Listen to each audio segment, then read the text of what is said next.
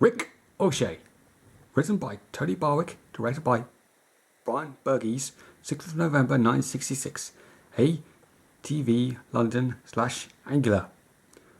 When an unauthorized TV satellite KLA is knocked out of orbit by a controlled rocket explosion, Alan Tracy reluctantly flies to the rescue of Tintin's favourite DJ, Ricochet. But events take a perilous turn when the terrified O'Shea refuses to leave the doomed craft. The penultimate episode to be produced, Ricochet sees international rescue in full-blown action mode for the final time in the original series. As with the other episodes in Season's 2 short 6-episode run, Ricochet has markedly more sophisticated visual look. International space control with hunched operatives, moody lighting and angular controlled console owes a debt to Ken Adams' classic production designs for Kubrick's Doctor Strangelove and the 007 movies. While the sleek Telsat 4 rocket with its NASA-style launch pad sees Derek Mettings and his team trying to get greater realism that would characterize their work. On Captain Scarlet, Joe 90, The Secret Service and UFO.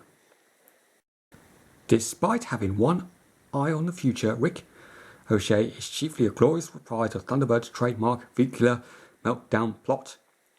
Writer Tony Barwick demonstrates exactly why he became Jerry Anderson's most trusted script lieutenant by making us care for the fate of the geocentric and cowardly DJ Ricochet when his suppressed fears rise up to endanger the whole rescue mission.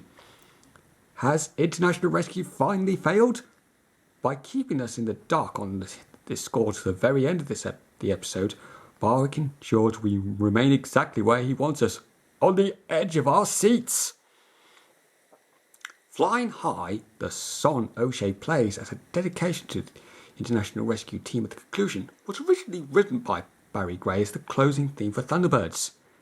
Anderson rejected the idea, and listening to it here you may just understand why.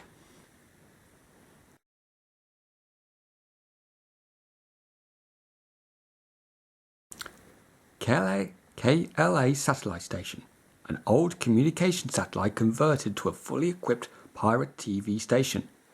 Manned by Ricochet and Lohman, its computerized systems allow for automatic playback to override the manual broadcast during busy periods, such as when O'Shea is having his breakfast or being forcibly removed by an irritant member of international rescue. Sentinel-based automatic rocket control system. A masterpiece of 21st century innovation that based mass ranks of wiring computer tapes and synchronized lights ensure that all rocket launches go like clockwork. Usually. Telesat 4. This multi-stage automatic satellite launcher appears to be a successor to NASA's Saturn V rocket. Its name derives from Telestar, the very first television satellite, launched in 1962.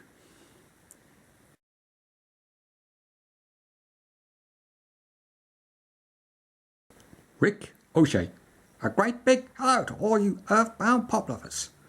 Atop space DJ, O'Shea rules the airwaves from high orbit, despite getting vertigo just climbing stairs.